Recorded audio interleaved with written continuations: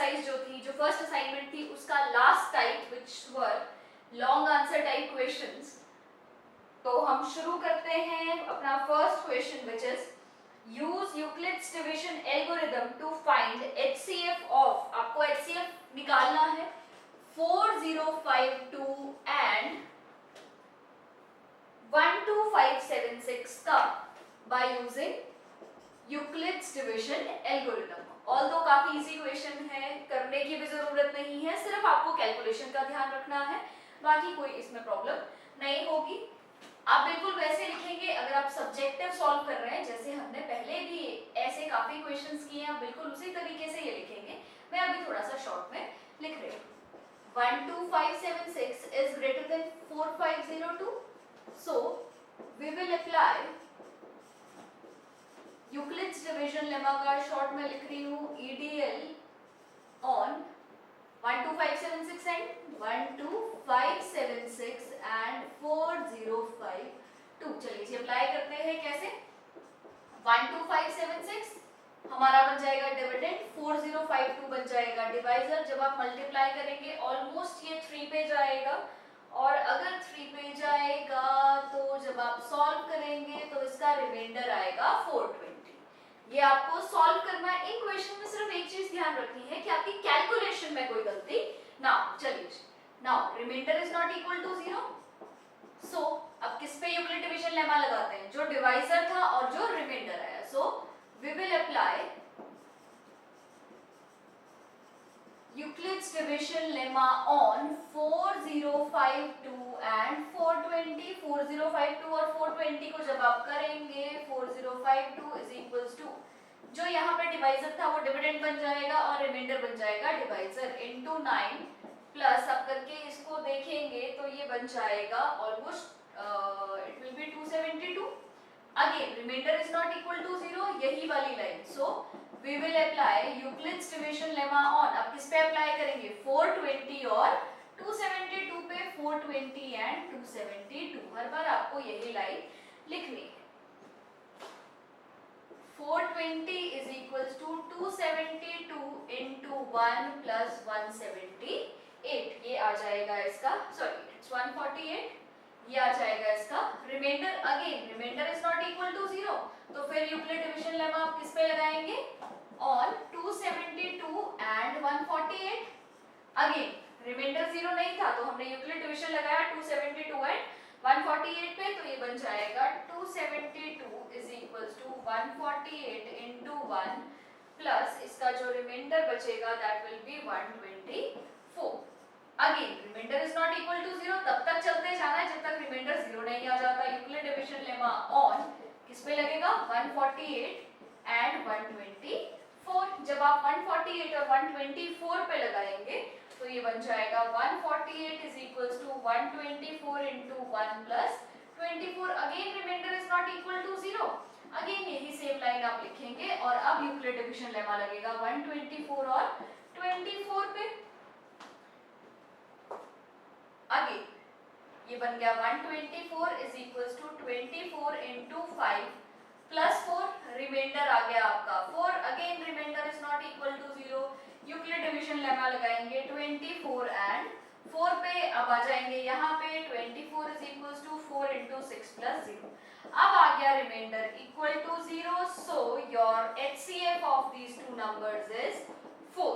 जो last divisor होता है, जब आपका रिमाइंडर 0 आ जाए तो जो लास्ट डिवाइजर होता है दैट इज योर HCF। बड़ा सिंपल सा क्वेश्चन था। अब चलते हैं नेक्स्ट क्वेश्चन पर।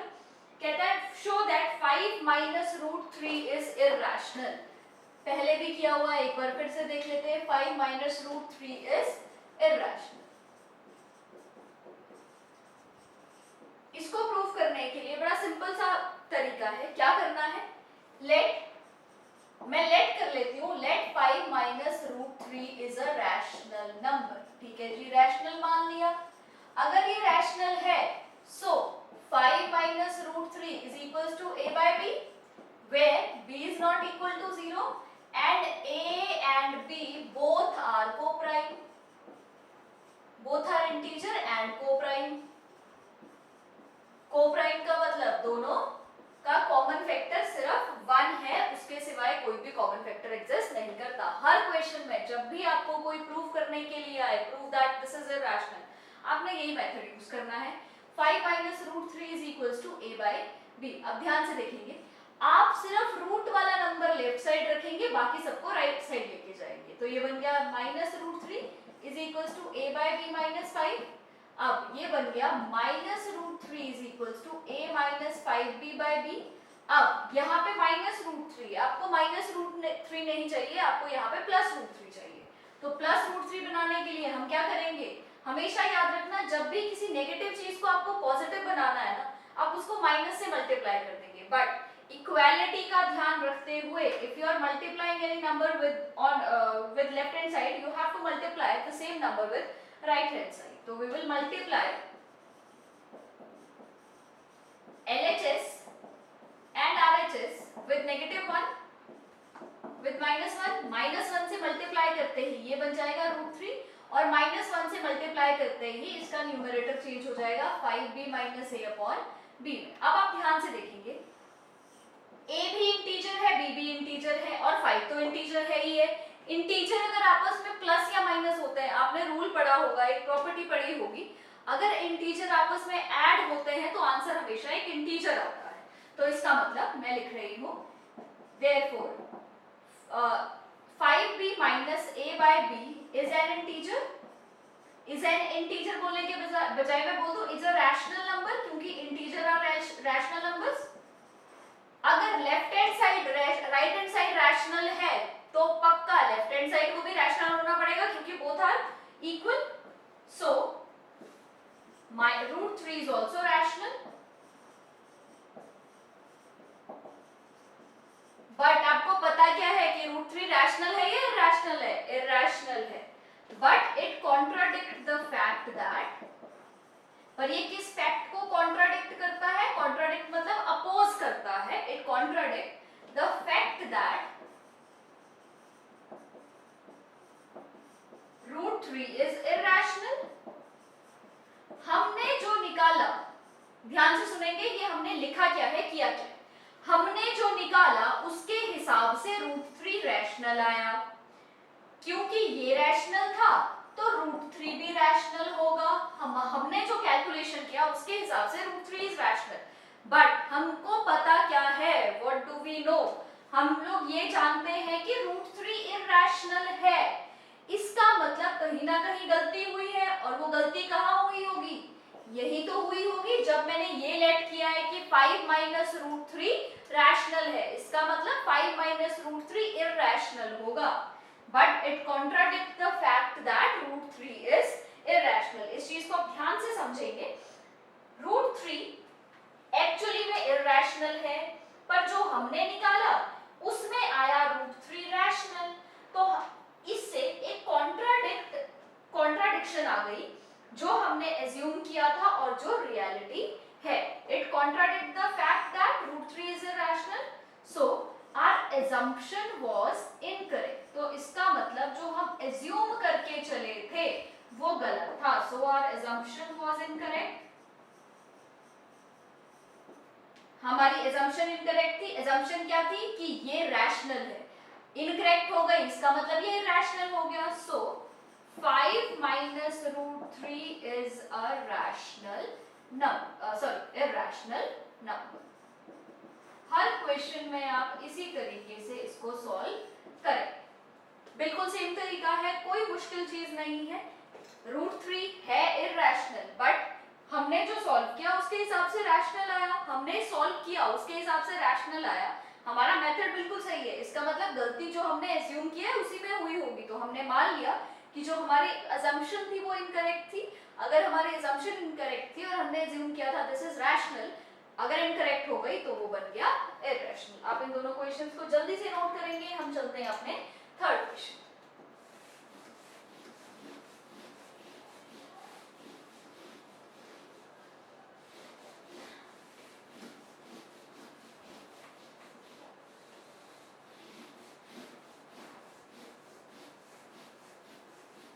चलिए थर्ड क्वेश्चन एक बार हम पढ़ते हैं क्या है। थर्ड क्वेश्चन कहता है A sweet seller has 420 काजू बर्फीज। एक स्वीट सेलर है, 420 काजू बर्फीज है, ठीक है जी, एंड 130 बादाम बर्फीज और 130 उसके बाद बादाम बर्फीज है और 420 काजू बर्फीज है, ठीक है जी। अब ध्यान से आगे क्वेश्चन पढ़ते हैं, क्या क्या है। She wants to stack them in such a way. Stack का मतलब होता है एक के ऊपर एक रखना, वो उनको इस तरीके से स्टैक करना चाहती है। अब आप पूरा क्वेश्चन पढ़ेंगे तो आपको समझ आएगा वो किस तरीके से स्टैक करना चाहती है। Each stack has same number and they take up the least area of the tray. What is the maximum number of burpees that can be placed in each stack for this purpose? मेरे पास कुछ burpees है, आपको उसको stack रखना है। Stack में रखना है मतलब एक के ऊपर एक रखना है, और रखना कैसे है कि हर एक स्टैक में इक्वल नंबर ऑफ बर्फीज आए। पहली कंडीशन तो ये है। पहली कंडीशन क्या है? पहली चीज स्टैक है, दूसरा number of barfis in each stack must be equal. Number of barfis in each stack must be equal, और लीस्ट नंबर ऑफ स्टैक्स बने। अब आप एक चीज ध्यान से सुनेंगे, इस क्वेश्चन को हम अगर ये जो फिगर्स हमने लिए 420 और 120, 420 और 130, अगर मैं थोड़े से छोटे फिगर्स लेने की कोशिश करती हूँ फिर समझना शुरू करते हैं। सपोज आपके पास 50 बर्फीज है, काजू बर्फीज, और आपके पास लेट्स टेक 50 थोड़ा बड़ा हो जाएगा, लेट्स टेक 20 और 15 बादाम बर्फीज हैं। अब मैं आपको कहूं आपके पास 20 है काजू बर्फीज और 15 है बादाम बर्फीज, आपको स्टैक करना है इनको। स्टैक कैसे करना है कि काजू बर्फी को अलग स्टैक और बादाम को अलग नहीं, जो स्टैक बनाएंगे उसमें जितने एक स्टैक में जितनी नंबर ऑफ काजू बर्फीज होंगी उतनी ही नंबर ऑफ बादाम बर्फीज होंगी। ये नहीं हो सकता काजू बर्फी का स्टैक अलग साइज का है और बादाम का अलग साइज का है, आपने दोनों को सेम तरीके से ही कंसिडर करना है। चलिए अब मैं आपको कहूं कि आप इसको स्टैक करें, पर इस तरीके से स्टैक करें कि एक स्टैक में number of barfis must be same और लीस्ट नंबर ऑफ स्टैक्स बने। ऐसा ना हो कि बहुत ज्यादा स्टैक बन जाए कि इसकी जरूरत नहीं थी, ये कम में भी काम चल सकता था। चलिए अगर मेरे पास 20 बर्फीज है, इसको आप इक्वली अगर करना चाहो, या तो आप कहो कि 2-2 करें, बहुत छोटा हो जाएगा। लेट्स टेक इक्वली, अगर मैं इसको करना चाहती हूँ, मैं इसको 2 के फैक्टर में, मैं इसको 4 के फैक्टर में, 5 के फैक्टर में, किस तरीके से तोड़ सकते हैं, या मैं इसको 2 के इक्वल स्टैक में तोड़ सकती हूँ। अगर मैं 2-2 बर्फीज रखूं तो कितने स्टैक बनेंगे? 10 स्टैक्स। अभी मैं काजू बर्फी की बात कर रही हूँ। अगर मैं रखूं इसको 4, आपने 20 के फैक्टर्स ढूंढने होते हैं। बेसिकली क्या ढूंढना होता है? 20 के फैक्टर्स। अगर आप किसी चीज को इक्वली अरेंज करना चाहते हो, आप उसके फैक्टर्स ही तो ढूंढोगे कि पहले मैं वो नंबर ढूंढ लूं जो इसको कंप्लीटली डिवाइड करता है। 1 लिखने का फायदा नहीं, पर चलो फिर भी लिख लेती हूँ। इसका 1 का मतलब है कि एक स्टैक में सिर्फ एक बर्फी, और कितने नंबर ऑफ स्टैक बन जाएंगे? 20। चलिए आगे चलते हैं, 4 पे आते हैं। 20 का नेक्स्ट फैक्टर इज 4। आपने क्या करना है? Basically you have to write factors of the number. 20 को अगर आपने इक्वल हिस्सों में बांटना है, आप मैं कहूं 20 का इक्वल हिस्से करो, पर एक स्टैक में 7 होने चाहिए। क्या कभी ये पॉसिबल है? बिल्कुल भी नहीं, क्योंकि 7 is not a factor of 20। अगर मैं 4 रखूं एक में, तो how many stacks will be there? There will be total 5 stacks. If there are 5 barfis in one stack, तो there will be total 4 stacks. अगर मैं 10 रखूं तो 2 स्टैक्स बनेंगे। अगर मैं रखूं 20 तो सिर्फ एक स्टैक बनेगा। तो this is number of barfis and this is stacks. बड़ा सिंपल सा कंसेप्ट है। एक स्टैक में अगर 20 बर्फी रख ली तो कितने, अगर टोटली 20 है और रखा ही मैंने उसको एक ही लाइन में, एक के ऊपर एक रखा है, तो कितने बनेंगे? सिर्फ एक बनेगी। अगर मैंने बर्फी को 10-10 के स्टैक में रख लिया, कितने बनेंगे? 2 बनेंगे। और हमेशा अगर मैं कहूं 15 में रख सकते हो, कभी भी नहीं रख सकते, क्योंकि 15 में एक स्टैक में 15 आ जाएंगे, दूसरे में 5 बचेंगी। चलिए अब आते हैं इस पे। ये इसका था। अब मैं आती हूं, अगर मेरे पास 15 बर्फीज है, चलिए 15 बर्फी का अगेन फैक्टर। अगर मैं एक स्टैक में एक बर्फी रखूं तो number of stacks will B 15। अगर मैं एक स्टैक में 3 बर्फीज रखूं तो number of stack will be 5। हमेशा याद रखना, दीज आर फैक्टर्स। फिर से बार बार बता रही हूं, these are factors of those numbers. क्योंकि इक्वली अगर डिस्ट्रीब्यूट करना है तो फैक्टर के साथ ही हो सकता है, अदरवाइज नहीं हो सकता। मैं कहूँ 10 को 4 हिस्सों में, 4 के हिस्सों में बांटो, तो 4 + 4 8 + 2 which is not equal to which are not equal parts। तो equal parts तभी बनते हैं when you divide any number with its factor। चलिए 3 के बाद what is next factor of 15? 5। अगर मैं 5 के stacks रखूं तो there will be 3 stacks। if I keep 5 के बाद next factor is 15 का अगर stack रखूं तो number of burpees ये रखूं और एक स्टैक में इतना रख दूं, नंबर ऑफ स्टैक्स। अब मैंने क्या बोला, अगर आप काजू बर्फी और बादाम बर्फी दोनों को इकट्ठे स्टैक कर रहे हो तो number of barfis in one stack must be equal, चाहे वो आप काजू बर्फी की बात करो चाहे वो आप बादाम बर्फी की बात करो। चलिए जी, अब आप देखो अगर मैं इक्वली स्टैक करूं, एक स्टैक में पहले में एक है, चलो एक और एक बराबर है, ठीक है, दोनों में एक एक रख ली, पर कितने ज्यादा स्टैक्स बनेंगे, बहुत ज्यादा बन जाएंगे। क्या दो दो रख सकते हैं? नहीं, क्योंकि ये तो दो दो में रखी जा सकती है, ये दो दो में नहीं रखी जा सकती, 4 में नहीं रखी जा सकती। Again this can be stacked as 5 burpees in one stack, and same goes for this, you can stack 5 burpees in a you can stack 5 burpees, but next is 10 नहीं है, 20 नहीं है। तो किस तरीके से, या तो आप एक एक करके अलग अलग रख लो या आप 5 करके रख लो। क्या आपको ये प्रोसेस समझ आ रहा है? हमने अभी निकाला क्या आपको ये समझ आया? ये जो 1 और 5 दो नंबर्स निकले। अब अगर आप एक एक करके रखते हो तो काजू बर्फी के लिए आपको चाहिए 20 रखनी पड़ेगी, और अगर मैं बादाम बर्फी की बात करूं तो आपको 15 स्टैक्स बनाने पड़ेंगे। अगर मैं 5 की बात करूं तो काजू बर्फी की आपको बनाने पड़ेंगे 4 स्टैक्स, ये नंबर ऑफ स्टैक्स है, और बादाम बर्फी की आपको बनाने पड़ेंगे सिर्फ 3 स्टैक्स। तो कौन सा ज्यादा फिजिबल ऑप्शन है? This is the feasible option, क्योंकि नंबर ऑफ स्टैक्स हमारे कम बन रहे हैं। तो आपको ये समझ आया, ये जो 5 है, मैं आंसर जो 5 निकला है हमारा, ये है क्या basically? This is nothing but HCF of these two numbers. This is nothing but HCF of these two numbers. मैंने आपको ये भी बता दिया कि ये HCF निकलेगा क्यों। अब मैं अगर आपको सीधा ये कह देती कि जब भी ऐसे क्वेश्चंस आएंगे आपको सिर्फ HCF निकालना है, वो भी याद करने का अच्छा तरीका है, कोई मुश्किल वाली बात नहीं है। जिनको ज्यादा नहीं समझने की कोशिश करनी है, दे कैन रिमेंबर दिस कि जब ऐसे क्वेश्चंस आएंगे you always have to calculate the HCF, क्योंकि ज्यादा वैरायटीज नहीं होती है क्वेश्चन की, देयर आर जस्ट 1 और 2 और 3 टाइप्स जिसके क्वेश्चंस आते हैं। But why you will find HCF, वो मैंने आपको ये पूरा प्रोसेस करके दिखा दिया कि जो मैं यहाँ पे कह रही हूँ, you have to find HCF of those numbers। अगर आपको क्वेश्चन आ गया, अब फिर क्वेश्चन कैसे आते हैं? पहला टाइप आएगा, आपको किसी दो चीजों को स्टैक करना है, टाइप 1।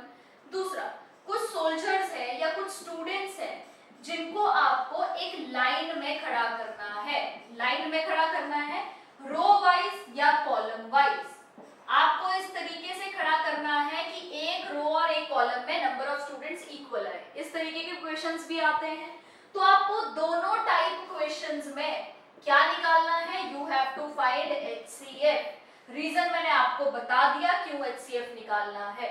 अगर किसी को रीजन नहीं याद रहा कोई दिक्कत नहीं, बस अपने दिमाग में इतना रखो, सोच लो, एक चीज सोच लो, बस थोड़ा सा ये समझ लेना।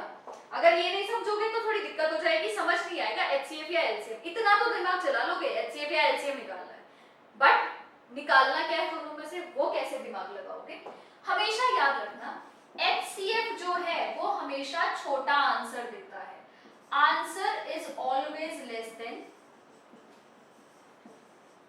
HCF में जो आंसर आता है वो हमेशा क्वेश्चन के फिगर से छोटा होता है।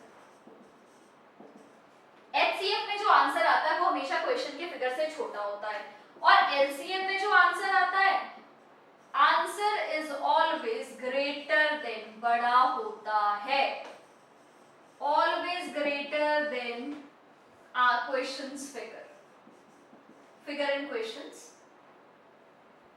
Greater than figure given in questions, always greater than figure given in questions। इसका मतलब अगर आपके पास क्वेश्चन में 420 और 130 दिया हुआ है तो अगर आप HCF निकालेंगे तो क्या ये कभी 420 से बड़ा हो सकता है? नहीं, इवन हमेशा आपका आंसर 130 या करूं तो आंसर हमेशा 420 से बड़ा आएगा। इसकी बात करती हूं तो HCF इसका हमेशा लेस देन और इक्वल टू होगा, लेस देन और इक्वल टू होगा 130। हमेशा HCF छोटे नंबर से इक्वल या छोटे नंबर से छोटा होगा, और LCM हमेशा ग्रेटर देन और इक्वल टू 420 और 130 में नंबर यूज कर रही हूँ। अदरवाइज कहने का ये मतलब है एलसीएम हमेशा सबसे बड़े नंबर से या तो बड़ा होगा या उसके बराबर होगा, एलसीएम या तो एचसीएफ या तो सबसे छोटे नंबर के बराबर होगा या उससे छोटा होगा। अब एक चीज सोचने की कोशिश करना, आपके पास 400 बर्फीज है, 420 और 130 बर्फीज है, आपको उनको स्टैक करना है। स्टैक मतलब एक के ऊपर एक रखना है। तो क्या कभी जो आपका स्टैक आएगा, जो नंबर ऑफ स्टैक्स आएंगे, सोच के देख लो। आपको कोई भी एक एग्जांपल देख लो, आपके पास कुछ मार्कर्स हैं, you have to keep them in such a way कि वो एक के ऊपर एक आ जाए। मैंने आपको 10 मार्कर दिए और बोला इनको एक के ऊपर एक अरेंज करके रखो। क्या जो नंबर ऑफ स्टैक्स आएंगे वो 10 से ज्यादा कभी हो सकते हैं? मार्कर ही टोटल 10 है। अगर आपने एक के ऊपर सिर्फ 2 मार्कर्स भी रख लिए तो ऐसे 5 स्टैक बनेंगे, कभी भी 10 से बड़े नहीं आएंगे। तो जब आपकी कॉमन सेंस आपको कहती हो कि आंसर हमेशा छोटा आना चाहिए, अब एक क्लास में 50 बच्चे हैं, उनको रो या कॉलम में खड़ा करना है, तो क्या आपको लगता है कभी 50 से ज्यादा नंबर ऑफ रोज या कॉलम आ सकते हैं? कभी भी नहीं आ सकते। तो this is common sense which you have to apply. अगर आपको समझ नहीं आ रहा है क्या करना है, when answer is always greater than the question you have to calculate LCM, and when answer is less than the question you have to calculate HCF. this is for those students जो थोड़ा सा भूल जाए, trick है, याद रखें। चलिए, तो इसका मतलब अगर मैं स्टैक करूं, एक के ऊपर एक रखूं, ऑब्वियसली आंसर हमेशा 130 के बराबर आएगा या उससे छोटा आएगा। मैंने बर्फीज को एक के ऊपर एक रखना है, हमेशा कभी ऐसा नहीं हो सकता 130 से ज्यादा आ जाएंगे। कि जब मैं रख रहा था वैसे तो मेरे पास 130 बर्फी थी, पर जब मैं एक के ऊपर एक रखने लगा तो 130 से ज्यादा हो जाएंगी, कभी ऐसा नहीं होगा। चलिए, इसका मतलब in such questions you always have to calculate the HCF. अब आप ये नोट करेंगे, मैं यहाँ पे इसका HCF कैलकुलेट कर लेती हूँ। अगेन यूक्लिड डिवीजन लेमा लगाएंगे, मैं करने की वैसे जरूरत नहीं है, 420 is greater than 130, so we will apply Euclid division lemma. आप ये खुद लिख सकते हैं, 420 is equals to 130 into 3 plus ये बन गया 90, ये आ गया 30। ठीक है जी, उसके बाद again remainder is not equal to 0, तो ये आ जाएगा 130 is equals to 30 into 4 plus 10, 34 120 plus 10। Again आप लिखते रहोगे, remainder is not equal to 0। मैं पिछले क्वेश्चन में बहुत बार लिख चुकी हूँ, मैं बार-बार वो नहीं लिखूंगी। सिर्फ बेसिक जो मेरे को इस क्वेश्चन में आपको बताना था वो ये था कि इन क्वेश्चंस में आप what you will calculate, HCF निकालेंगे या LCM निकालेंगे, बस ये याद रखना है। दूसरी टाइप कौन सी है जो इन क्वेश्चंस में आती है? Now 30 is equals to 10 into 3 plus 0. Now remainder is equal to 0. So this is your HCF. HCF 10 आ गया, मतलब number of burpees in one stack will be equal to 10. Number of burpees in one stack will be equal to 10. एक stack में जो आप burpees रखेंगे, एक के ऊपर एक जो बर्फी रखेंगे, that will be 10 burpees रखेंगे। आप इसको जल्दी से नोट कर लेंगे, अच्छी तरह से समझ लेंगे, फिर हम चलते हैं अपने fourth question.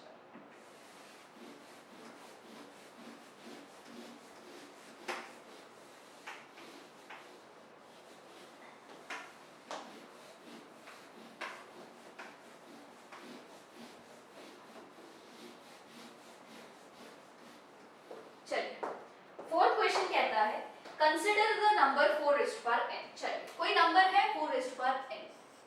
4 raised to power n का मतलब है n can be anything, n कोई भी पावर है।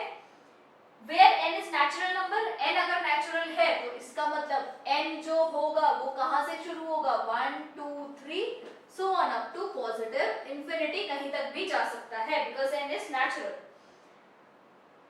Check whether there is any value of n for which 4 raised to power n ends with digit 0। अब कहता है क्या n की किसी वैल्यू के लिए, क्या n की किसी वैल्यू के लिए, मतलब कोई example low, 4 raised to power 320 करती हूं मैं, कहता क्या कभी ऐसा हो सकता है कि n की जगह में कोई एक वैल्यू पुट करूं और आपके आंसर काफी बड़ा आएगा पर आंसर के एंड में ना 0 आ जाए, 0 एट द एंड। इसका मैं आपको बता दूं, जिन्होंने स्क्वायर्स और क्यूब्स पढ़े हुए हैं उनको पता होगा कि जब भी आप स्क्वायर और क्यूब करते हो किसी भी नंबर का, या जितनी मर्जी पावर करते हो, एंड में जीरो तभी आता है अगर उस नंबर के एंड में खुद जीरो। आप कभी ये नहीं कह सकते कि 125 का मैं अगर 10 पावर कर लूं तो कभी भी ये जीरो पे एंड होगा, कभी नहीं होगा। कोई भी नंबर जीरो पे तब एंड होता है जब उसके एंड में खुद जीरो हो। याद रखना, कोई भी नंबर तब जीरो पे एंड होता है जब उस नंबर में खुद जीरो हो। सबसे बड़ा, सबसे सिंपल चीज। अब याद रखेंगे, सपोज मैं कह रही हूं 20, क्या 20 का स्क्वायर इज 400? जी बिल्कुल जीरो पे एंड हो रहा है, क्योंकि सिंपल कंसेप्ट ये था कि if the number has zero at unit place then the number will always end with digit zero. ये सिंपल सा कंसेप्ट है। अब याद रखेंगे, अगर मैं 10 कहूं, 10 जीरो का एंड में जीरो मतलब 10 होना चाहिए, नंबर 10 होना चाहिए। अगर मैं कह रही हूं 40, एंड में जीरो 40, बचपन में हम सीखते हैं 40 को लिखने का तरीका होता है 4 into 10, 4 into 10, इसका मतलब एंड में 10 है। इस 10 की प्राइम फैक्टराइजेशन करो, प्राइम फैक्टराइजेशन करके आता है 2 into 5। इसका मतलब अगर किसी भी नंबर की प्राइम फैक्टराइजेशन में 2 और 5 दोनों है, अगर 2 and 5 दोनों है तो मल्टीप्लाई करके 10 बन जाएगा। अगर मल्टीप्लाई करके 10 बन गया तो मेरे को पता चल गया कि अच्छा ये नंबर के एंड में तो 10 पक्का आएगा, जीरो पक्का आएगा, तो ये हमेशा जीरो पे एंड होगा। तो ये बेसिकली आपके बोर्ड एग्जाम में पूछा जाता है। आपको करना कैसे है इस क्वेश्चन को, 4 की जगह कोई फिगर आ जाए, 6 आ जाए 2 into 3, 8 आ जाए 2 into 2 into 2, हर क्वेश्चन आपने सेम तरीके से करना है। 4 is for n, पहले you will prime factorize it, 2 into 2 raised to n। अब लिखोगे for any number to end with digit 0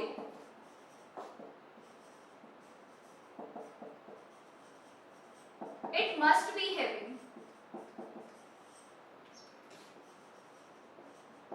2 and 5 as 2 and 5 both, 2 and 5 both, वैसे एंड का मतलब ही बोथ होता है, पर फिर भी अगर नहीं पता चल रहा तो मैं बोथ भी लिख रही हूँ, 2 and 5 both as its prime factors। बाकी कौन सा नंबर है फर्क नहीं पड़ता, बट 2 and 5 दोनों होने ही होने चाहिए। But prime factorization of 4, prime factorization of 4 doesn't have 5। 4 की प्राइम फैक्टराइजेशन में 2 तो है पर क्या नहीं है, 5 नहीं है। So it can never end, with digit 0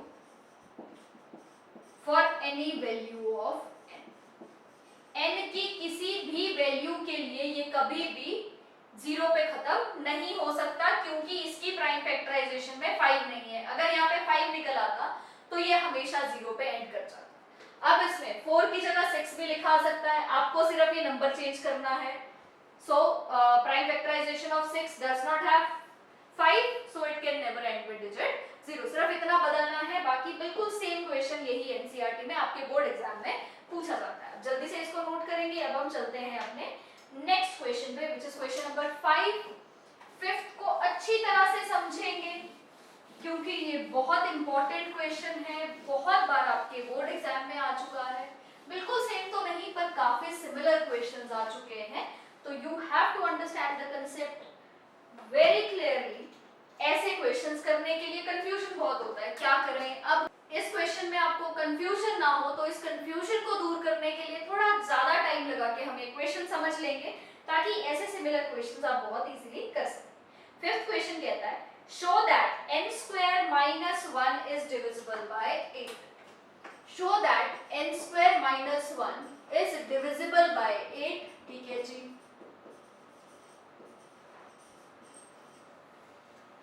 n square minus 1 8 से डिविजिबल है if n is odd positive integer, if n is an odd positive integer। n क्या है? Odd positive integer. पहले एक चीज आप समझ लो अच्छी तरह से, जब भी मैं कह रही हूं डिविजिबल बाय 8, ये समझते हैं पहले। मैं कह रही हूं डिविजिबल बाय 8 का सीधा सा मतलब है रिमाइंडर 0। डिविजिबल बाय 8 का मतलब है रिमाइंडर बच ही नहीं रहा, पूरा पूरा डिवाइड हो रहा है। सपोज 64 है, क्या 64 8 से डिविजिबल है? जी बिल्कुल है। कैसे? क्योंकि ये 8 इंटू 8 है, रिमाइंडर 0 बच रहा है। Let's take a number 64 q where q is any integer, any positive integer। तो मैं आपसे कहूं क्या 64 क्यू भी डिविजिबल है 8 से? अब एक चीज याद रखना, जो आपका न्यूमेरिक पार्ट है, जो आपका कोफिशिएंट है उस वेरिएबल का, अगर वो 8 से डिविजिबल है और q is a positive integer, q अगर पॉजिटिव इंटीजर है तो क्या क्या ऑप्शंस हो सकते हैं? चलिए देखते हैं। पहला ऑप्शन हो सकता है 64 into 1, क्या डिविजिबल बाय 8 है? जी बिल्कुल है, क्योंकि 64 डिविजिबल है। क्या मल्टीप्लाई हो रहा है? फर्क नहीं पड़ता। 64 into 2 by 8 है, बिल्कुल है। 64 into 100 by 8, कोई फर्क नहीं पड़ता ये क्या है, ये तो डिविजिबल है। इसका मतलब अगर आपका कोफिशिएंट जो है वेरिएबल का वो 8 से डिविजिबल है और आपका coefficient is any integer, positive integer, negative integer, तो आपका पूरा नंबर, आप इसको ऐसे लिख सकते हैं 8 into 8 क्यूब। इसका मतलब मैंने इसको तभी ऐसे लिखा होगा 8 into 8 क्यूब, पूरा पूरा हो गया, रिमाइंडर बच गया 0। इसका मतलब ये भी 8 से डिविजिबल है। तो ऐसे ही सपोज मैं लिख रही हूं क्या 3m plus 3 डिविजिबल बाय 3 है? ध्यान से देखेंगे, बड़ा सिंपल सा कंसेप्ट है। डिविजिबल बाय 3 हमने ये पढ़ा था, binary divided by binomial divided by monomial का डिवीजन कैसे करते हैं? ऐसे तो करते हैं, 3m divided by 3 plus 3 bye 3। ध्यान से देखेंगे, m प्लस 1 बचा, क्या कुछ रिमाइंडर बचा? कुछ भी नहीं बचा। इसको करने का सिंपल तरीका क्या है, जो अभी हम फॉलो करेंगे, कॉमन निकाल देते हैं 3, अंदर बच जाएगा m प्लस 1 डिवाइडेड बाय 3। अब एक चीज ध्यान से नोट करेंगे, m जो है, m is any positive integer, तो ये जो मर्जी निकल आए, बात तो वहीं पे पहुंच गई। m जो मर्जी हो, मेरे को फर्क नहीं पड़ता, आपको ये पता है कि there is a number which completely divides 3 divides that number complete. तो अगर 3 है, सपोज m 10 है, तो ये बन गया 11, तो ये ऐसे बन गया 3 into 11 by 3, तो 3 से 3 कैंसिल हो गया, ये कंप्लीटली डिविजिबल हो गया 3 से, क्योंकि रिमाइंडर 0 आ गया। तो कंप्लीटली डिविजिबल का मतलब है, बड़ा सिंपल सा है, every term of that polynomial, उस पॉलिनोमियल की हर एक टर्म को जब आप 3 से डिवाइड करो तो वो 3 से डिवाइड हो जाए, या उस पॉलिनोमियल से 3 कॉमन निकल जाए और कोई भी फ्रैक्शन जनरेट ना हो, ये मतलब है डिविजिबल का। डिविजिबल बाय 8 का मतलब है कि रिमाइंडर 0।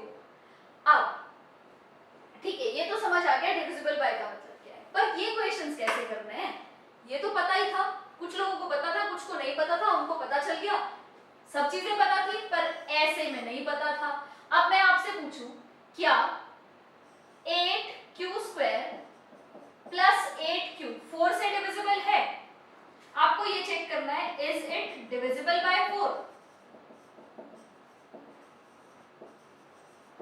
आपको मैं सिंपल सा फंडा बता दूं, अगर दोनों में से 4 कॉमन निकल रहा है तो डिविजिबल बाय 4 है। अदरवाइज क्या इंडिविजुअली ये 4 से डिवाइड हो रहा है?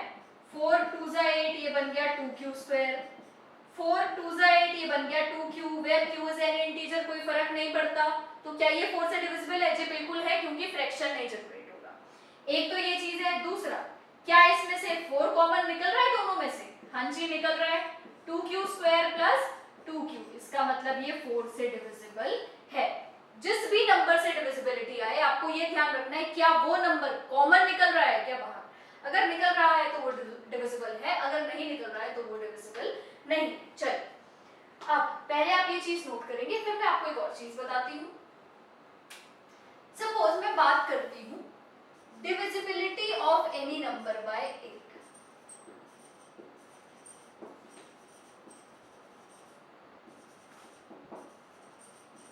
अब सपोज कोई नंबर है मेरे पास, लेट्स टेक x. आपको पता है x जो है वो कोई नंबर है, 8 से वो डिविजिबल हो भी सकता है, नहीं भी हो सकता है. चलो अगर मैं कहूं x जो है 8 से डिविजिबल है, फर्स्ट केस x को मैं ले लेती हूँ पहले केस में 8. अगर मैं पहले केस में 8 लेती हूँ तो पूरा पूरा डिवाइड करेगा, रिमाइंडर 0 बच जाएगा. तो फर्स्ट केस में रिमाइंडर आ गया 0. केस 2 लेते हैं. सपोज आपका x आ गया 9, तो रिमाइंडर क्या बचा 1. 9 को आप इस तरीके से तो लिखोगे 8 into 1 plus 1. अगर मैं केस 3 लूं, जब आप, मेरा नंबर था 8, 9, 10 और मैं सबको 8 से डिवाइड कर रही हूँ, 10 के केस में रिमाइंडर बचेगा 2. 8 into 1 plus 2. फोर्थ जब मैं 11 लूंगी तो रिमाइंडर बचेगा 3. इसको मैं लिख सकती हूँ 8 into 1 plus 3. इन शॉर्ट आप किसी भी नंबर को 8 से डिवाइड करोगे, अगर आपको अपना यूक्लिड्स डिवीजन लेमा याद है, वो क्या कहता था, any integer positive integer a can be written as bq plus r, where a is any positive integer, b क्या है, b is divisor, q is your quotient and r is remainder. और जो ये रिमाइंडर है ये हमेशा बड़ा होगा या इक्वल टू होगा 0 के, बट रिमाइंडर हमेशा डिवाइजर से छोटा ही रहता है. यही पढ़ा है हमने, remainder is always greater than equal to 0 and remainder is always less than b. तो अगर आपका b मैं कहूं if b is equals to 4, तो आपका रिमाइंडर, अगर आप गेस करना चाहो तो रिमाइंडर क्या क्या हो सकता है. पहला केस मैंने बोला रिमाइंडर या तो 0 हो सकता है, 0 के बराबर हो सकता है, तो case 1 remainder is equals to 0. तो ये बन जाएगा आपका a is equals to bq plus 0. तो सीधा लिख लो a is equals to bq. ये फर्स्ट केस है जब आपका रिमाइंडर 0 है. तो जब मैंने 4 से डिवाइड किया, क्या हमेशा 0 ही आएगा रिमाइंडर? नहीं, 1 भी तो आ सकता है. Remainder is equal to 1. अगर रिमाइंडर 1 आएगा तो इसको मैं लिख सकती हूँ bq प्लस r. जरूरी थोड़े ना रिमाइंडर 1 ही आएगा, रिमाइंडर 2 भी तो आ सकता है. 6 को डिवाइड करो 4 से, रिमाइंडर 2 आएगा, तो उसको मैं लिख सकती हूँ a is equals to bq plus 2. r को अगर मैं 3 ले लूं, रिमाइंडर 3 कब आएगा? अगर रिमाइंडर 3 आया, मैंने ये बोला है रिमाइंडर कभी भी b के बराबर नहीं हो सकता, मतलब 4 नहीं हो सकता, पर 4 से छोटा तो हो सकता है. ठीक है, bq प्लस 3. तो जब भी आप किसी नंबर को किसी दूसरे नंबर से डिवाइड करते हो तो जरूरी नहीं है वो हमेशा डिविजिबल होगा ही होगा, डिविजिबल नहीं भी हो सकता. अगर नहीं होता तो रिमाइंडर बचेगा, और रिमाइंडर क्या बचेंगे, रिमाइंडर ये बच सकते हैं. इसका मतलब अगर मैं किसी नंबर को 8 से डिवाइड करूं तो रिमाइंडर क्या क्या हो सकता है, 0 हो सकता है, 1 हो सकता है, 2, 3, 4, 5, 6, 7, 8 ऑप्शंस है रिमाइंडर के अगर 8 से डिवाइड होता है. इसका मतलब बहुत लेंथी चीज होने वाली है अगर आप 8 से डिवाइड करोगे. आपके टोटल कितने केसेस बनेंगे? टोटल केसेस 8 बनेंगे और आपको उन केसेस को सॉल्व करना पड़ेगा. केसेस में क्या कह रही हूँ अभी बता देती हूँ. चलिए, अब आप ये समझ चुके हो तो अब हम आते हैं अपने क्वेश्चन पर. आप ये नोट करेंगे, उसके बाद मैं बताती हूँ क्वेश्चन में क्या करना है.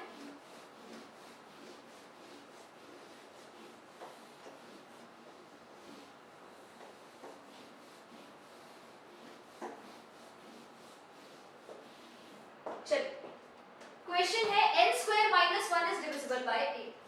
इस क्वेश्चन में हमेशा यूक्लिड डिवीजन लेमा यूज होता है. सबसे पहली चीज क्वेश्चन को करने. अब यूक्लिड डिवीजन लेमा यूज होता है, ठीक है. यूक्लिड डिवीजन लेमा के लिए आपको इन क्वेश्चन में सिर्फ एक चीज समझने की जरूरत है कि आपका डिवाइजर क्या होगा. इन क्वेश्चन को करने का सिर्फ एक ही ट्रिक है, you have to find the suitable divisor. वो डिवाइजर जो इनको बिल्कुल अच्छी तरीके से क्वेश्चन को सॉल्व करे, ना ज्यादा लंबा करे और ना ही ज्यादा कॉम्प्लिकेट करे. तो first thing is to find the divisor. अब मैं लिखूं let a be any positive integer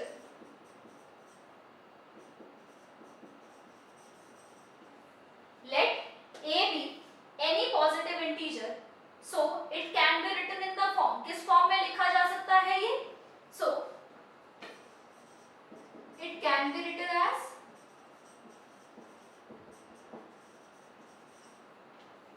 a is equal to b q plus r. ठीक है जी, आपको ये पता है कंप्लीट लिखना पड़ेगा, r is always greater than equal to 0 but r is always less than b। चलिए मैंने क्या बोला, इन क्वेश्चन में आपको डिवाइजर ढूंढना होता है। b की वैल्यू बहुत इंपॉर्टेंट, बहुत ज्यादा मैटर करती है कि आप b की वो वैल्यू ले जिससे आपका क्वेश्चन सॉल्व हो जाए। अब आप यहाँ पे देखेंगे b मतलब डिवाइड करना है, किससे डिवाइड करना है, 8 से। कुछ लोगों को लगेगा चलो शुरू करते हैं, 8 से शुरू हो जाता है, कर लो कोई दिक्कत नहीं है, क्योंकि पूछा ही है 8 से डिवाइड करना है। तो बिल्कुल सही बात है, बिल्कुल सही सोच रहे हो कि 8 से डिवाइड करना है तो 8 ही तो b होगा, डिवाइजर 8 ही तो होगा। पर चलिए 8 अगर डिवाइजर होता, अगर मैं b को 8 ले लूं तो क्या आपने ये सोचा है रिमाइंडर के कितने ऑप्शंस आएंगे? जरूरी थोड़े ना है हर नंबर, मैं किसी नंबर को, ये मैंने a कोई पॉजिटिव इंटीजर लिया, अब जरूरी थोड़ा ना ये 1 से डिविजिबल होगा ही होगा, नहीं हुआ तो रिमाइंडर के कितनी वैल्यूज जनरेट होगी? 8 वैल्यूज जनरेट होंगी। क्या कर लोगे वो इतना कुछ? लेंथी हो जाएगा, गलत नहीं होगा, लेंथी हो जाएगा। अब ध्यान से एक चीज सुनेंगे, अगर कभी ऐसा हुआ कि क्वेश्चन में जो आपका डिवाइजर है वो थोड़ा सा बड़ा हो गया, नहीं समझ आया क्या करना है, कैसे करना है, लेंथी हो जाएगा, उसके लिए पहले तो ये चीज ध्यान रखें, ये क्या है n स्क्वायर माइनस 1, ये है n स्क्वायर माइनस 1। इसको मैं a ले लूं, चाहे अभी बोला हुआ है n, मैं n ले लेती हूँ। ठीक है जी, मैं क्या ले लेती हूँ इसको, n। यहाँ पे आए n स्क्वायर भी तो है पहले केस में, चलो केस 1 में ले लेती हूँ when r is equals to 0। जब r 0 है तो n बन जाएगा हमारा 8q। अब 8q को यहाँ पे पुट करो, 64q स्क्वायर माइनस 1। फिर दूसरा केस करोगे, केस 2 क्या करोगे, जब r आ जाएगा 1 तो आपका n बन जाएगा 8q प्लस 1। 8q प्लस 1 को यहाँ पे n की जगह पुट करोगे, स्क्वायर बनेगा, काफी लेंथी बन जाएगा। अब सुनो करना क्या है, मैंने चेक किया कि ये n स्क्वायर है और ये 8 है, इसका मतलब स्क्वायर होके 8 तो किसी ना किसी तरीके से बन जाएगा। कैसे? जैसे 8 के फैक्टर्स ढूंढते हैं। 8 के फैक्टर्स क्या क्या है, 1 है, 2 है और 4 है और 8 इटसेल्फ।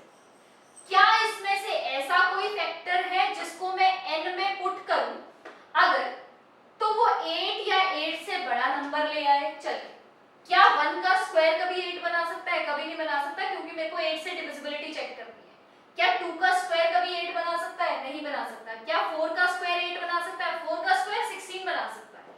अच्छा, पर 8 से तो ज्यादा है और 16 को तो मैं किसी ना किसी तरीके से कॉमन निकाल के 8 से डिवाइड कर सकती हूँ, बिल्कुल कर सकती हूँ। तो आपका जो सुटेबल ऑप्शन रहेगा for B, that will be 4। इस तरीके से आपको चूज करना है। तो you have to take into consideration both this number जो आपका डिवाइजर होगा और किससे डिवाइड करना है। तो चलिए, let n be any positive integer so it can be written as n is equals to bq plus r। अगर इसको मैं bq plus r की फॉर्म में लिख सकती हूँ, let b is equals to 4, therefore reminder आ जाएगा क्या क्या, 0 1 2 3। तो केस 1 देखते हैं क्या बना। केस 1 बना n is equals to bq 4q plus 0 में छोड़ रही हूँ। केस 2 क्या बना, या मैं सीधा यहाँ लिख लेती हूँ, therefore n is equals to, पहला बन जाएगा 4q, दूसरे में जब मैं पुट करूं यहाँ पे 4 रिमाइंडर 1 तो बन जाएगा 4q प्लस 1, जब रिमाइंडर आया 2 वो बन जाएगा 4q प्लस 2, 4q प्लस 3। तो कितने टोटल केसेस बन गए, 4 केसेस बन गए। किसके बेसिस पे, रिमाइंडर के बेसिस पे बनते हैं, हमेशा याद रखेंगे। तो केसेस किसके बेसिस पे बनते हैं, रिमाइंडर के बेसिस पे। चलिए केस 1 शुरू करते हैं। केस 1 क्या है हमारा, n is equals to 4q, put किस में करना है, n स्क्वायर माइनस 1 में। चलिए पुट करते हैं। जब आप n स्क्वायर माइनस 1 में ये पुट करेंगे, ये बन जाएगा 4q स्क्वायर माइनस 1, ये बन जाएगा 16q स्क्वायर माइनस 1। अब 16q स्क्वायर माइनस 1, ध्यान से बताओ क्या ये 8 से डिविजिबल है? नहीं है, क्योंकि 16 तो 8 से डिविजिबल डिविजिबल है, 1 नहीं है। हम लिखेंगे n square minus 1 is not divisible by किससे? 8 when n is equals to 4q। अब ध्यान से देखेंगे, फिर एक और चीज आ जाती है, ये जो 4q है, क्या क्या ऑप्शंस आए थे? 4q, 4q plus 1, 4q plus 2, 4q plus 3। आपसे कोई पूछे इनमें से ऑड और इवन बताओ, कैसे करोगे? ऑड बड़ा सिंपल सा है, जो नंबर 2 से डिवाइड होते हैं वो इवन, जो 2 से डिवाइड नहीं होते वो ऑड। क्या 4q 2 से डिवाइड होता है? अगेन 2 कॉमन निकल सकता है क्या इसमें से? जी बिल्कुल निकल सकता है, ये हो गया इवन। 4q प्लस 1, इसमें से तो ये तो 2 से डिवाइड हो सकता है, पर ये तो नहीं हो सकता, मतलब इसमें से सिर्फ 2 कॉमन निकल रहा है, इसमें से नहीं निकल रहा, तो ये बन गया ऑड। अगेन 4q 2 से डिविजिबल है, 2 से डिविजिबल है, जी बिल्कुल है, इसका मतलब 2 कॉमन निकल रहा है दोनों से, तो ये बन गया इवन। यहाँ पे आएंगे 4q प्लस 3, इसको मैं अगर ऐसे लिख लूं 4q प्लस 2 प्लस 1, ये तो 2 से डिविजिबल है पर ये नहीं है, सीधा वैसे भी देख सकते हो 4q 2 से डिविजिबल है, 3 नहीं है, तो इसका मतलब ये भी आ गया ऑड। तो जो यहाँ पे लिखा हुआ है when n is odd positive integer, n का मतलब ऑड कौन कौन से होने चाहिए? 4q प्लस 1 पे डिविजिबल निकलना चाहिए और 4q प्लस 3 पे डिविजिबल निकलना चाहिए। अब करके देखते हैं, आपको पता चल जाएगा कि वो डिविजिबल नहीं निकलेगा। n square minus 1 is not divisible by 8 when n is equals to 4q या when n is even, क्योंकि n is equals to 4q is nothing but even। Case 2 लेते हैं, केस 2 आ जाएगा when n is equals to 4q plus 1। ध्यान से देखेंगे ये क्या है? ऑड है। ऑड को कैलकुलेट करते हैं, ये बन जाएगा n square minus 1 4q plus 1 का स्क्वायर माइनस 1, कैलकुलेट करते हैं 4q का square 16q square plus 1 plus 8q minus 1 plus 1 cancel हो गया, ये बन गया 16q स्क्वायर प्लस 8q। अब ध्यान से देखो, क्या इसमें से 8 कॉमन निकल सकता है? जी बिल्कुल निकल सकता है, ये बन गया 8 कॉमन निकल गया, ये बन गया 2q प्लस 1। तो क्या ये डिविजिबल है? जी it is divisible by 8। Divisible by 8 क्यों? क्योंकि 8 बाहर कॉमन निकल रहा है, it is of the form 8m, so it is divisible by 8। अब ये चेक करेंगे, ये ऑड था तो डिविजिबल हो गया, इवन पे डिविजिबल नहीं था। चलिए नेक्स्ट करते हैं, केस 3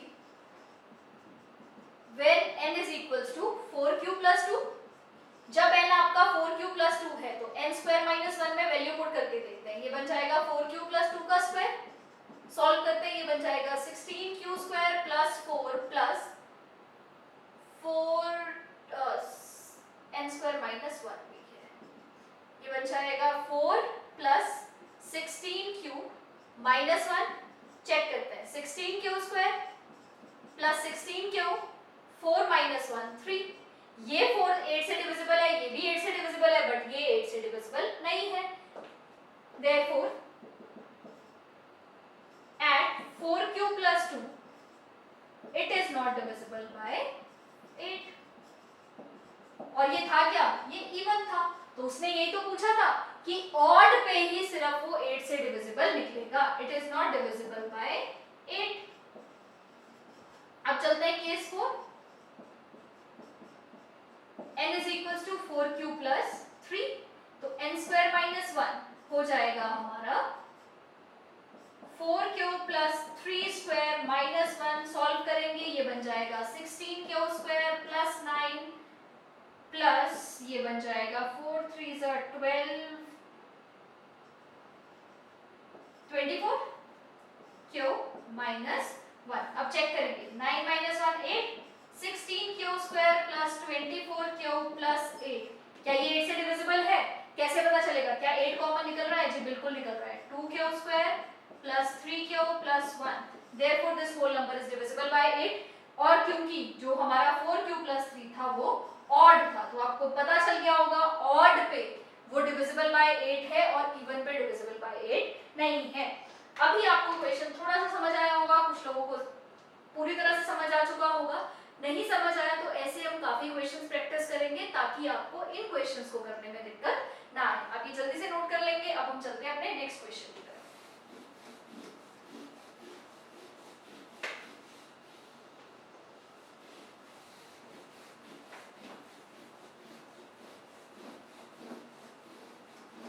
चलिए नेक्स्ट क्वेश्चन कह रहा है,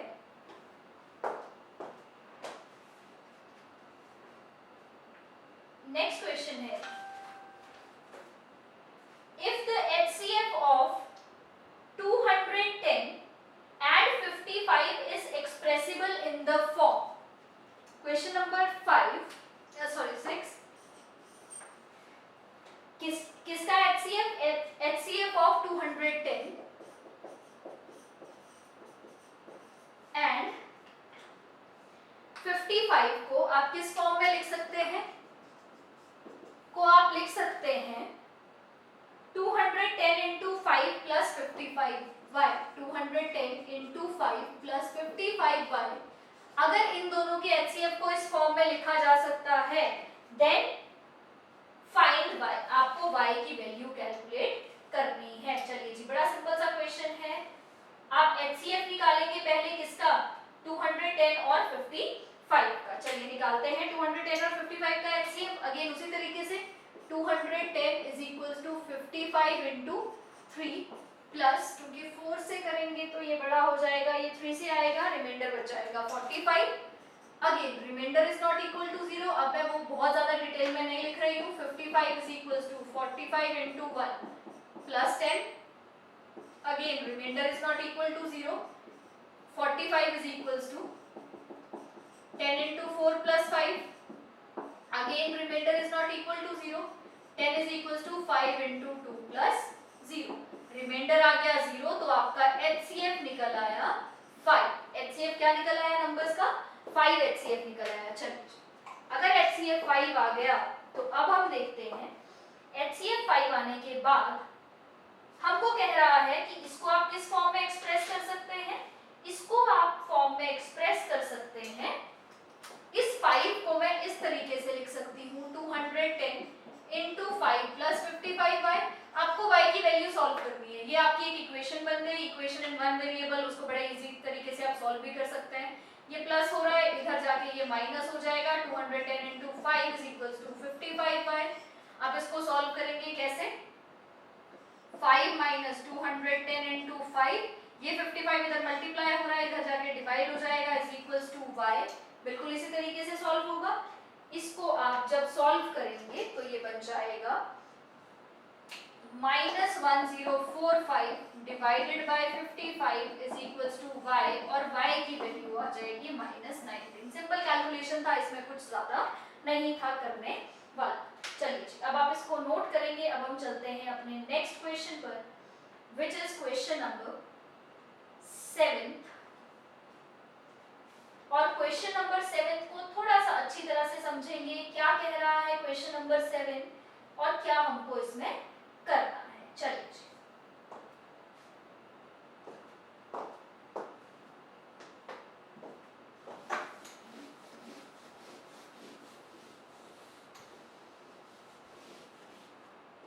क्वेश्चन नंबर 7 कह रहा है, you have to express given find HCF of 81 and 237। आपको HCF निकालना है किसका? 81 and 237 का। ठीक है जी, 81 and 237 का HCF निकालना है and express it as a linear combination। और इसको कैसे एक्सप्रेस करना है? and express as linear combination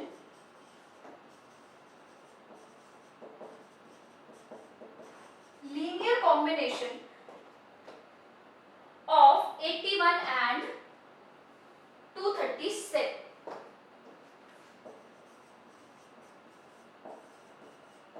चलिए, आपको लीनियर कॉम्बिनेशन में एक्सप्रेस करना है इसको। किसके लीनियर कॉम्बिनेशन में? 81 and 237 के। अब ध्यान से इस क्वेश्चन में दो तीन जो टर्म्स लिखी है उनको समझते हैं।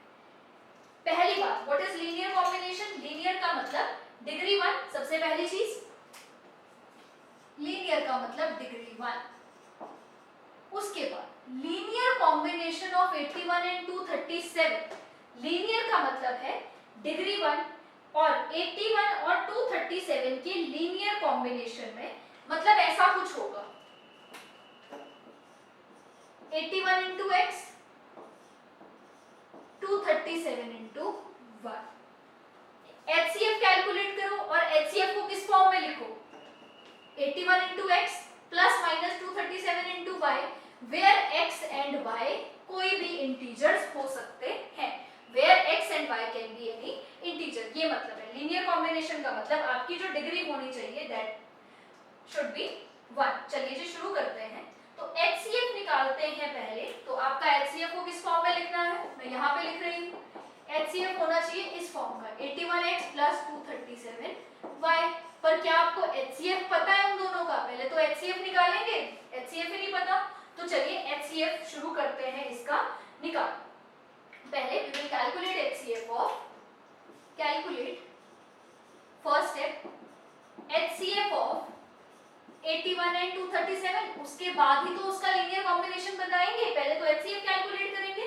तो 237 इज ग्रेटर देन 81, अगर ये इससे ग्रेटर है तो वही यूक्लिड डिवीजन लेमा लगाया, 237 बन गया 81 into 237 is equals to 81 into 2 plus इसका जो रिमाइंडर आप जब चेक करेंगे तो वो आ जाएगा 75। ठीक है जी, फर्स्ट केस में ये आ गया। अब क्या रिमाइंडर 0 आया? नहीं आया। तो जब रिमाइंडर 0 नहीं आएगा तो आप लिखेंगे 81 is equals to 75 into 1 plus 6। Again remainder 0 नहीं आया तो अब आप लिखेंगे 75 is equals to 6 into 12 plus 3. Again remainder is not equal to 0, तो आप क्या लिखेंगे उसको? 6 is equals to 3 into 2 plus 0. अगर 0 आ गया तो this is our HCF। तो हमारा HCF क्या आ गया यहाँ से? HCF आ गया 3। तो मैं अब लिख सकती हूँ HCF of 237, 81 is equals to 3। यहाँ तक कोई कंफ्यूजन नहीं है। उसके बाद अब क्या कह रहा है, सपोज अगर मैं इनको इक्वेशंस के नाम दे दूं, this is 1, this is 2, this is 3, this is 4। आपको इस 3 को, यहाँ पे जो HCF है, इस 3 को आपको इस फॉर्म में लेके जाना है। 3 को इस फॉर्म में लेके जाना है, मतलब आपके आंसर में 81 और 237 पक्का होने चाहिए, उसके सिवाय कुछ भी हो सकता है। तो चलिए, अगर मैं यहां से मैं 3 की वैल्यू निकालूं तो मैं लिखूं यूजिंग 3। तो क्या मैं 3 को ये लिख सकती हूँ? ध्यान से देखेंगे, क्या मैं 3 को ये लिख सकती हूँ 75 माइनस 6 इंटू 12, 75 माइनस 6 इंटू 12। मैंने 3 को लिख लिया, मैंने इसकी वैल्यू सब्स्टिट्यूट कर ली from 2। Substitute this value from, sorry, I have taken this value from 3। अब ध्यान से देखेंगे, इस क्वेश्चन में आपको 75 की जरूरत है क्या? यहाँ पे नहीं जरूरत है। क्या 6 की जरूरत है? नहीं। क्या 12 की जरूरत है? नहीं। तो आप क्या करेंगे, वैल्यू सब्स्टिट्यूट करना शुरू कर देंगे। कैसे? आपको 75 की जरूरत नहीं है, आपको 6 की जरूरत नहीं है, आपको 12 की जरूरत नहीं है। चलिए, अगर मैं चाहूँ इस 6 को खत्म करना, स्टेप वाइज चलेंगे ना। यहाँ से 3 की वैल्यू उठाई, मैं थोड़ा पास पास जा रही हूँ, फिर मैं यहाँ से कुछ वैल्यू उठाऊंगी, फिर ऊपर जाऊंगी। चलो, अगर मैं सब्स्टिट्यूट करूं वैल्यू ऑफ 6 फ्रॉम 2, 6 की, यहां से 6 की वैल्यू आ जाएगी आपकी 81 माइनस 75 इंटू 1। तो मैं लिख देती हूँ 3 इज इक्वल्स टू 75 माइनस 6 की वैल्यू सब्स्टिट्यूट करते हैं which is 81 minus 75 into 1 into 12। आपको क्या करना है, आपको इस साइड सिर्फ 3 लेना है, पर इस साइड आपको क्या चाहिए 81 और 237। तो आप कैसे उसकी तरफ बढ़ते रहेंगे, मैंने यहाँ पे 6 की वैल्यू सब्स्टिट्यूट कर दी ताकि मेरा 81 आ जाए। 12 की वैल्यू, क्या 12 कहीं से सब्स्टिट्यूट हो सकता था? बिल्कुल भी नहीं हो रहा है 12 कहीं से भी सब्स्टिट्यूट। मैंने यहाँ से 6 की वैल्यू सब्स्टिट्यूट कर दी, यहाँ से यहाँ पे सब्स्टिट्यूट कर दी। मतलब जो चीजें आपको नहीं चाहिए आप उनको धीरे धीरे करके खत्म कर दें। ठीक है, जैसे आपको 75 की जरूरत है, नहीं है, 12 की जरूरत नहीं है, अभी हमने 6 को खत्म करके हम 81 लेके आए हैं क्योंकि आपको 81 की रिक्वायरमेंट थी। तो आपका ये बन गया 73 is equals to 75 minus 81 minus 75 into 1 into 12। अब ध्यान से देखेंगे ये 12 जो है 75 इंटू 1 इज नथिंग बट 75, ये 12 दोनों के साथ मल्टीप्लाई हो रहा है, मैं 12 को दोनों के साथ डिस्ट्रीब्यूट करवा दूंगी, माइनस 81 इंटू 12, ये माइनस प्लस बन जाएगा, ये बन जाएगा 75 इंटू 12। क्या किया, 12 को मल्टीप्लाई कर दिया 81 के साथ, क्योंकि ये ब्रैकेट था यहाँ पे, ये ब्रैकेट का मतलब ये जो 12 है ये इसके 81 के साथ भी मल्टीप्लाई होगा और 71 के साथ भी मल्टीप्लाई होगा, सिंपल बेसिक कैलकुलेशन। तो ये आ गया 13। अब नेक्स्ट स्टेप में हम क्या करेंगे, 30 ये बन गया 75 माइनस 18 इंटू 12 प्लस 12 इंटू 75। अब हम इसको लिख लेंगे, हम यहां से इसमें से 3 इज इक्वल्स टू, मैं क्या करती हूँ 75 वालों को एक साथ इकट्ठा कर देती हूँ, ये बन जाएगा 75 प्लस इसको मैंने यहाँ पे लिख दिया 75 इंटू 12 माइनस 81 इंटू 12। क्या किया, जो 75 वाले नंबर्स थे उनको एक साथ लिख लिया। तो क्या आप यहाँ से 75 कॉमन ले सकते हैं दोनों में से? जी बिल्कुल ले सकते हैं। 75 कॉमन लिया, यहाँ पे 1 बच गया प्लस यहाँ पे 12 बच गया, ये बन गया 81 इंटू 12। अब 75 इंटू 13, क्योंकि 12 प्लस 1 इज 13, माइनस 81 इंटू 12, हम यहाँ तक पहुंच चुके हैं। अब ये बन गया 75 इंटू 13 माइनस 81 इंटू 12, ये आ गया। अब आप 75 की वैल्यू क्या यहां से यूज कर सकते हो? जी बिल्कुल कर सकते हैं, चलिए करके देखते हैं। Use 75 from equation 1। इक्वेशन 1 से 75 की वैल्यू यूज करते हैं। चलिए 75 बनेगा क्या यहाँ से, 75 will be equal to 237 minus 81 into 2। तो आपने क्या किया, 75 की वैल्यू यूज कर ली 237 माइनस 81 इंटू 2। चलिए अब ध्यान से देखते हैं, 3 इज इक्वल्स टू 75 की जगह मैं लिख लेती हूँ 237 माइनस 81 इंटू 2। 13 ऐसा ही है जैसे यहाँ पे आया था, 237 minus 81 into 2 into 13 minus 81 into 12। अब हम ये कर चुके हैं, इसके बाद हम क्या करेंगे, 13 को इक्वली डिस्ट्रीब्यूट कर देंगे इधर। कैसे, 237 into 13 minus 81 into 2 into 13 minus 81 into 12। अब ध्यान से देखेंगे, अब आपको 237 भी मिल गया जो आपको चाहिए था और 81 भी मिल गया जो आपको चाहिए था। अब जो एक्स्ट्रा चीजें हैं उनको कैसे खत्म करना है वो देखते हैं। 237 इंटू 13 माइनस 81 आपको चाहिए, आप ऐसे ही रखेंगे, इंटू 13 इंटू 2 26 माइनस 81 इंटू 12। अब 237 इंटू 13 इसको नहीं छेड़ना है क्योंकि आपको ये चाहिए ही ऐसे था, 237 इंटू एनी नंबर।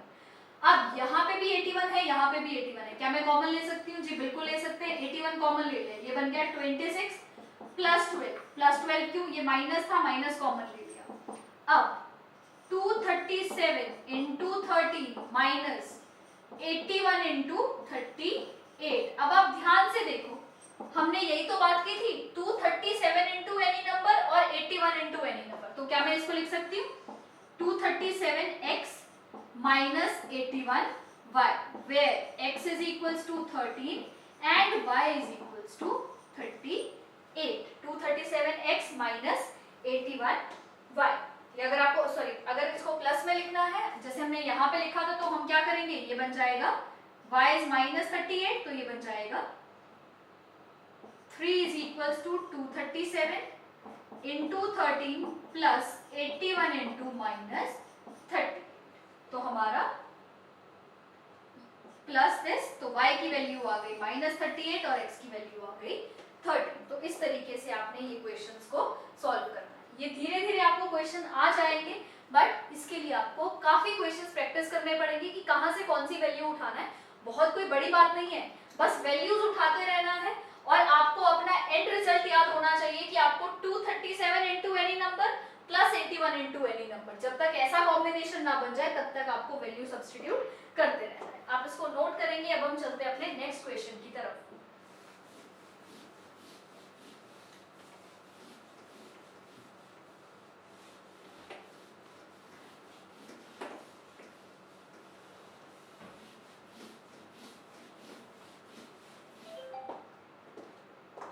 चलिए क्वेश्चन नंबर हम आते हैं 8th क्वेश्चन नंबर पे।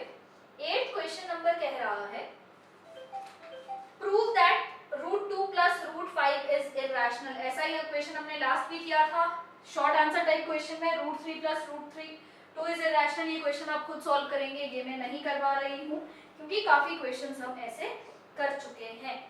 चलिए अब चलते हैं अपने लास्ट क्वेश्चन पे, विच इज क्वेश्चन नंबर 9। और 9th क्वेश्चन कह रहा है find unit digit in the product. Find unit digit in the product. किसके प्रोडक्ट में आपको यूनिट डिजिट देखना है? 7⁵35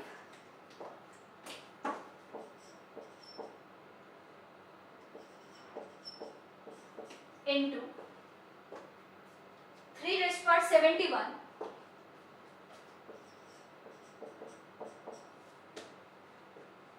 into 11⁵55। चलिए इन क्वेश्चंस को करने का क्या ट्रिक है, क्या तरीका है, वो बता देते हैं। हमेशा आप एक चीज याद रखना, जिस नंबर के एंड में 0 है, सपोज कोई नंबर है 10 को आप जितनी मर्जी बार मल्टीप्लाई कर लो, यूनिट डिजिट हमेशा 10 आएगा। आगे क्या है कोई फर्क नहीं पड़ता। जिन क्वेश्चन के एंड में 11 मतलब 1 आ रहा है, 1 को जितनी बार मल्टीप्लाई कर दो यूनिट डिजिट हमेशा 1 ही आता है। सिर्फ ये सोचना है। 1 को 11 है, 11 का स्क्वायर इज 121, क्यूब इज 1331। 11 को आप जितनी बार 11 से मल्टीप्लाई करोगे यूनिट डिजिट पे हमेशा 1 ही आएगा। तो बेसिकली आपको ऐसा कुछ ढूंढना है कि ये नंबर अगर एंड में 1 बन जाए तो मेरा काम बहुत आसान हो जाएगा। चलिए देखते हैं। 7⁵35, क्या आपको 7 की पास का पता है? 7⁵0, 7⁵1, 7⁵2, वैसे 0 की जरूरत नहीं है। 7⁵1, 7⁵2, 7⁵3, 7⁵4, 7⁵5। चलिए हम ये ढूंढते हैं कि 7 को मैं कितनी पावर बढ़ाऊं कि आंसर में कभी ना कभी 1 आ जाए। चलिए देखते हैं। 7⁵1 is 7 और 7⁵2 is 49। ये लिखते हैं 7⁵1 is 7, 7⁵2 is 49, it is 343। और जब आप इसको मल्टीप्लाई करेंगे ये बनेगा अराउंड 2401। क्या यहाँ पे ऐसा कोई नंबर आया जहाँ के जिसके एंड में 1 आया? जी बिल्कुल आया। 7⁴ इज इक्वल्स टू 2401, मतलब उसका यूनिट डिजिट पे 1 आ गया। हमारा काम हो गया यहाँ पे खत्म। सबसे पहले ये ढूंढना है 7 की पावर 4 जब भी आएगा यूनिट डिजिट पे हमेशा 0 आएगा। चलिए अब चलते हैं हम 3 पर। 3 की पावर 1, 3 की पावर 2, 3 की पावर 3, 3 की पावर 4। 3 की पावर 1 is 3, 3 की पावर 2 is 9, 3 की पावर 3 is 27, it is 81। अब अगेन 3 की पावर 4 जब भी करेंगे आंसर के एंड में हमेशा 81 आएगा।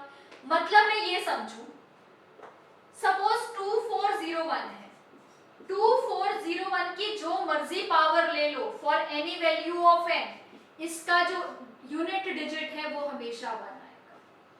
यही तो समझ रहे हैं? 2401 की जितनी मर्जी पावर ले लो, जो मर्जी पावर ले लो, यूनिट डिजिट हमेशा 1 आएगा। 2401 को लिखने का अलग तरीका क्या है? 7 की पावर 4, 7 की पावर 4 की जितनी मर्जी पावर ले लो, यूनिट डिजिट हमेशा 1 आने वाले हैं। हम क्योंकि देख चुके हैं जिसका भी एंड में 1 होता है, सपोज क्वेश्चन आता है 2401631 की पावर 2809, बताओ यूनिट डिजिट क्या आएगा? यूनिट डिजिट हमेशा 1 आएगा, क्योंकि वो 1 पे खत्म हो रहा है। जो नंबर 0 पे खत्म होता है उसका यूनिट डिजिट हमेशा 0 आता है, जो नंबर 1 पे खत्म होता है उसका यूनिट डिजिट हमेशा 1 आता है। बड़ी इजी चीज है। इसका मतलब अगर मैं 7⁻35 को 7 की पावर 4 इनटू किसी और तरीके से तोड़ दूं 7 की पावर 4, बेसिक तरीका फंडा क्या है इसका? 35 को डिवाइड करो 4 के साथ। 35 को 4 के साथ डिवाइड करेंगे 8 4 जा 32 इनटू 7 की पावर 3, यही बनता है 8 4 जा 32। जिस पावर पे उसकी वैल्यू 1 आती है उससे आप इसको जो आपका पावर है, एक्सपोनेंट है, उसको डिवाइड कर देंगे। 7 की पावर 4, 7 की पावर कितने पे आपको आंसर 1 मिल रहा था? 7 की पावर 4। तो what you will do, you will divide this exponent with 4। तो 8 4 जा 32 वो आपने यहाँ पे लिख लिया, जो पूरा पूरा है, जो रिमाइंडर बचा उसको यहाँ पे लिख लिया। अगेन 3 की पावर 71, अगेन 3 भी कितने पे 1 बना रहा है? पावर 4 पे। तो आप 71 को किससे डिवाइड करेंगे? 71 को डिवाइड करेंगे 4 के साथ। जब आप 71 को 4 के साथ डिवाइड करेंगे तो आप देखेंगे कि ये बन रहा है 17 4 जा 68, 17 4 जा 68 प्लस एक्स्ट्रा कितना बच रहा है? 3 की पावर 3 इनटू 11 की पावर 55, 11 एंड में 1 है, इसका जो मर्जी ले लो, यूनिट डिजिट हमेशा 1 ही आने वाला है। चलो इसको मैं अभी ऐसे ही लिख लेती हूँ। बड़ा सिंपल सा फंडा है। आपने पहले ये चेक कर लिया कि कौन सा नंबर किस पावर पे 1 आता, कौन सा नंबर है वो किस पावर पे 1 आंसर देता है। मैंने देखा 7 जो है वो 4 पे 1 आंसर देता है, तो हमने क्या किया, इसके एक्सपोनेंट को इस तरीके से ब्रेक कर दिया कि 4 कंप्लीटली डिवाइड कर रहा है। 35 को डिवाइड किया 4 से, 8 4 जा 32, जो रिमाइंडर बचा उसको हमने साइड में लिख लिया 7⁻3। ऐसे ही होता है एक्सपोनेंट में। अगर मैं इसको पावर्स को ऐड करना चाहूँ 7⁻35 को, I can write it as 7⁻32 into 7⁻3। जब बेसिस सेम हो, bases are same, powers add हो जाती हैं, तो ये आंसर आ जाता है। बड़ा सिंपल सा है। अब आप ध्यान से देखेंगे 7 की पावर 4 की पावर 8, ये वाली बात हो गई। 7 की पावर 4 n आ गया 8, हमेशा यूनिट डिजिट पे क्या आएगा? 1 ही आएगा। तो मैं ये समझ लूं ये तो यूनिट डिजिट पे 1 आएगा। 7 की पावर 3, 7 की पावर 3 को मैं ऐसे लिख सकती हूँ 7 इंटू 7 इंटू 7, क्योंकि 3 पे कुछ नहीं हो रहा, उसका मैं कुछ नहीं कर सकती, पर इजी है तो देखने में आसान लग रहा है। इन 3 की पावर 4 इंटू 17, अगेन 3 की पावर 4, मैं ये भी मान लूं 3 की पावर 4 इंटू n, जितना मर्जी कर लो, यूनिट डिजिट हमेशा 1 आने वाला है। यूनिट डिजिट हमेशा आपका 1 आने वाला है। तो 7 की पावर 4 की जो मर्जी पावर आ जाए, मतलब 81 की जो मर्जी पावर आ जाए, आंसर के यूनिट डिजिट में हमेशा 1 आएगा। तो 81 को लिखने का दूसरा तरीका है 3⁻4। तो आप ये समझेंगे कि इसका भी यूनिट डिजिट कितना आ जाएगा? 1। अब 3⁻3 को मैं लिख सकती हूँ 3 इंटू 3 इंटू 3, और 11⁻55 क्योंकि 1 पे एंड हो रहा है, इसका यूनिट डिजिट तो हमेशा 1 ही आएगा। तो जब आप इसको मल्टीप्लाई करके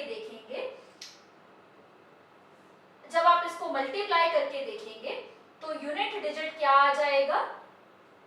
इसका यूनिट डिजिट जो आएगा वो होगा 1 इंटू 7 इंटू 7 इंटू 7 इज 343। ठीक है, 343 के एंड में 3 आया, 3 इंटू 3 इंटू 3 27 आया, एंड में 7 आया, इसका तो ऑलरेडी 1 था, तो 3 इंटू 7 21 आया, 21 के एंड में यूनिट डिजिट 1 आया, इंटू 1 इंटू 1, तो यूनिट डिजिट फाइनली क्या आ गया? 1 आ गया इन द एक्सपेंशन ऑफ इतना। ये नंबर के एक्सपेंशन का यूनिट डिजिट क्या बना दिया हमने? 1 बन गए। अब आप ये क्वेश्चन को बार बार देखेंगे, बार बार करेंगे ऐसे क्वेश्चंस। आपको सिर्फ ये याद रखना है कि इस नंबर के लिए, इस नंबर की कौन सी पावर पे ये 1 पे एंड होता है।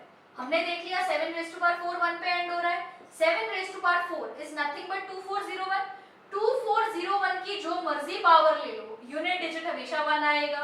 2401 लिख लो, चाहे 7 रेज़ टू पावर 4 लिख लो, और n अलग से आ जाएगा, मतलब इसकी पावर n। तो मैंने क्या किया, 7 रेज़ टू पावर 35 को किस तरीके से ब्रेक किया, 7 की पावर 4 और उसकी फर्दर पावर 8। आपको पता है पावर की भी पावर हमेशा मल्टीप्लाई हो जाती है। ये बन गया 8 4 जा 32 इंटू 7 की पावर 3, बेसिस से में पावर्स ऐड हो जाएंगी। तो 7 रेज़ टू पावर 35 को लिखने का अलग तरीका ये भी है। बड़ा सिंपल सी चीज है जो हमने एक्सपोनेंट्स ऑलरेडी किए हुए हैं। तो अब हम काफी क्वेश्चंस कर चुके हैं, आप इन क्वेश्चंस को प्रैक्टिस करोगे। एक नई असाइनमेंट हमारी ऐप पे डाउनलोड हो जाएगी, अपलोड हो जाएगी, वहां से आप वो असाइनमेंट डाउनलोड करेंगे, क्वेश्चंस ट्राई करेंगे और ट्राई करने के बाद फिर हम ये क्वेश्चंस फिर से डिस्कस करेंगे।